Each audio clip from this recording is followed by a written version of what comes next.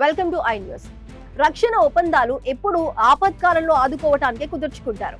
కానీ Pakistan, Saudi Arabia మధ్య కుదిరిన నాటో తరహా రక్షణ ఒప్పందం మాత్రం ఇప్పుడు ఉత్త కాగితాలకే పరిమితమైనట్లు కనిపిస్తోంది. గతేడాది కుదుర్చుకున్న ఈ ఒప్పందం ప్రకారం ఏ దేశంపై దాడి జరిగినా రెండో దేశం యుద్ధంలోకి దూకాలి. కానీ ఇప్పుడు ఇటు పాకిస్తాన్ ఆఫ్ఘాన్ తో యుద్ధం చేస్తోంది, అటు సౌదీపై ఇరాన్ విరుచుకుపడుతోంది. అయినా సరే ఒకరికి ఒకరు అండగా నిలవకపోవటం ఇప్పుడు అంతర్జాతీయంగా హాట్ టాపిక్ అయింది. అసలు ఈ ఒప్పందం కథ ఏంటి? ఇప్పుడు ఈ రెండు దేశాల మధ్య ఏం జరుగుతోంది? ఈ రిపోర్ట్ లో చూద్దాం. గతేడాది సెప్టెంబర్ లో ఆపరేషన్ సింధూర్ తర్వాత పాకిస్తాన్, సౌదీ అరేబియా మధ్య ఒక చారిత్రాత్మక రక్షణ ఒప్పందం కుదిరింది. అమెరికా నేతృత్వంలోని నాటో దేశాల మధ్య ఉన్నట్టే సౌదీపై దాడి జరిగితే అది పాకిస్తాన్ పై జరిగినట్లేనని, అలాగే పాక్ పై దాడి జరిగితే సౌదీ యుద్ధంలోకి రావాలని అప్పట్లో తీర్మానించుకున్నారు. కానీ ఇప్పుడు పాకిస్తాన్ పరిస్థితి దారుణంగా ఉంది. ఆఫ్ఘనిస్తాన్ పై ఆపరేషన్ ఘజబ్-ఉల్-హక్ పేరుతో పాక్ దాడులు మొదలుపెట్టింది. చివరకు ఆఫ్ఘాన్ రాజధాని కాబూల్ పై కూడా వైమానిక దాడులు చేసింది. ఇంత జరుగుతుండా పాకిస్తాన్ గడ్డు పరిస్థితుల్లో ఉన్న మిత్ర దేశమైన సౌదీ అరేబియా నుంచి కనీసం ఒక ప్రకటన కూడా రాకపోవటం అందరినీ ఆశ్చర్యపరుస్తోంది. ఆ ఒప్పందం ఇప్పుడు ఎక్కడ ఉందో ఎవరికీ అర్థం కావటం లేదు. సౌదీ అరేబియా మౌనంగా ఉంటే అటు ఆఫ్ఘనిస్తాన్ మాత్రం పాకిస్తాన్ కు చుక్కలు చూపిస్తోంది. పాక్ వైమానిక దాడులకు ధీటుగా ఆఫ్ఘాన్ ప్రతిదాడులు చేస్తోంది. సరిహద్దుల్లో ఉన్న పదుల సంఖ్యలో పాక్ సైనిక అవుట్ పోస్టులను ఆఫ్ఘాన్ దళాలు ధ్వంసం చేశాయి.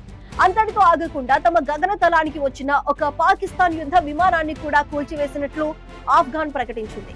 తమ దేశ సార్వభౌమాధికారాన్ని దెబ్బతీస్తే ఊరుకోబోమని హెచ్చరించింది.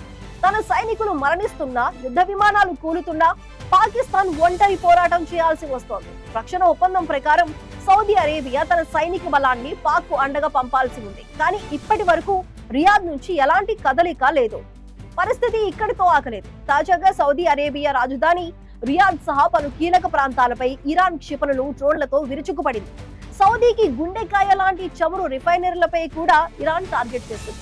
ఒప్పందం ప్రకారం సౌదీపై ఇరాన్ దాడి చేసినప్పుడు పాకిస్తాన్ వెంటనే స్పందించాలి, సౌదీకి మద్దతుగా యుద్ధ రంగంలోకి దిగాలి. కానీ చిత్రమైన విషయం ఏంటంటే పాకిస్తాన్ వైపు నుంచి కూడా ఇప్పటి వరకు ఎలాంటి స్పందన లేదు.